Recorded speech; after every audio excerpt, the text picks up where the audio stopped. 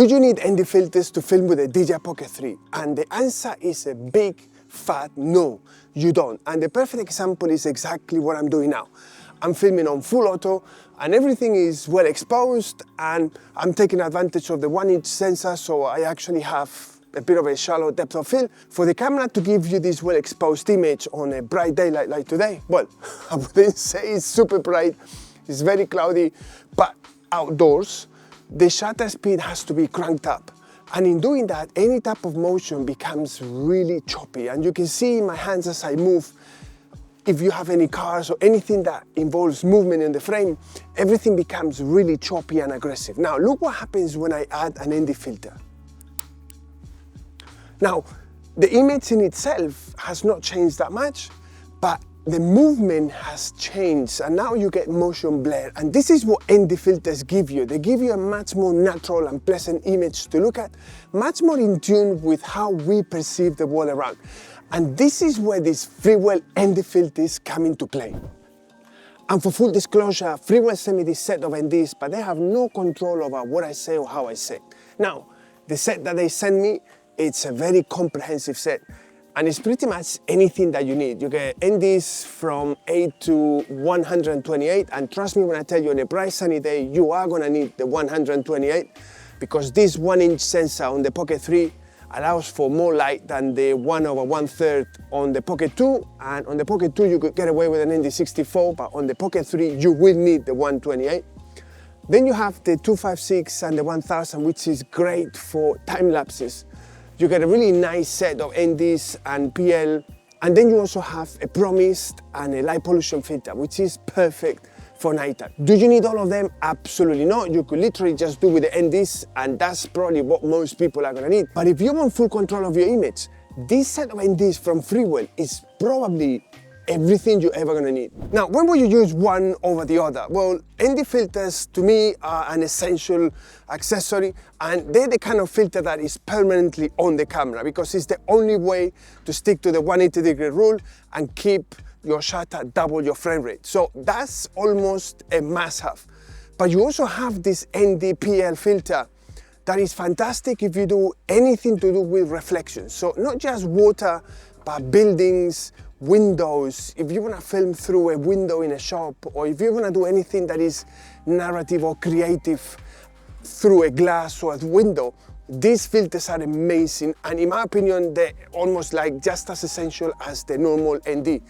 Then you also have the ND256 and 1000, and these NDs are fantastic if you do any type of time lapses, because if you want to have those nice motion trails that you see in high-end time lapses, you're gonna need this type of NDs, because there is no way to compensate for that additional amount of light that the sensor is receiving. So in my opinion, these filters are really, really essential if you do any type of time lapses. And then you have this light pollution filter that is amazing if you film at nighttime, because a lot of the times these cameras, they have a slight tint, magenta or green, and this light pollution filter is gonna get rid of it, and it's gonna give you really nice and crispy images. And lastly, you get this Promised 1/4, and this is fantastic to recreate the bloom effect that you get on high-end lenses. Now, this camera is not a high-end camera by any means, and this lens is not what I would call a high-end lens, but it's gonna mimic this effect, and you're gonna get this bloom effect in the lights. And in my opinion, if you film at nighttime, this is an amazing filter, because all these neon lights, all these lights from the shops and through the windows, they're gonna have this sort of glow and bloom effect. And it's gonna be really, really nice. Now, a really cool thing that you get with these filters, that I don't know whether DJI intended this on purpose or not, is the fact that you can stack some of them. So for instance, you can stack the Promised to the ND filter. So you're gonna get this sort of bloom effect when you are filming outdoors. And this is really cool. Look, I'm gonna show you. It sticks perfectly there. Now, this is not gonna give you suddenly the Hollywood look, but it might give you that additional punch to make the image look a little bit different, especially on the highlights. Do you see any difference whatsoever, or this is pure gimmicks? Let me know in the comments below if this is something that is interesting to you guys, or is something that is irrelevant, because I think for a lot of people, this effect is gonna be really nice. And there are a couple of things that I have to mention about the light pollution filter and the Promise. Now, the light pollution filter is a filter that is designed for filming the sky at night, or anything that is to do with the sky or where the sky features heavily. It's not designed for normal traditional filming because your colors are gonna be off and you're not gonna get a good effect. So always bear that in mind. And the Promise is a filter that at night you might get an effect that is too hard for your liking.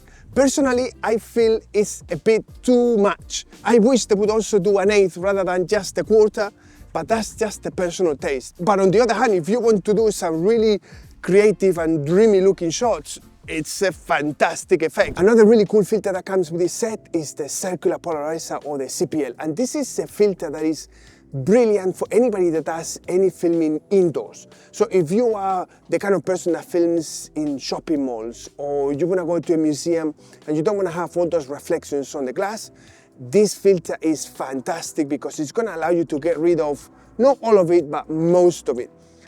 I think if you film indoors, a circular polarizer, it's almost essential, I would say. So would I recommend these filters? And I would say yes. Now, you don't need them, as I said earlier in the video. You can film without any ND filters, or any filters for that matter, and your footage is gonna look really nice.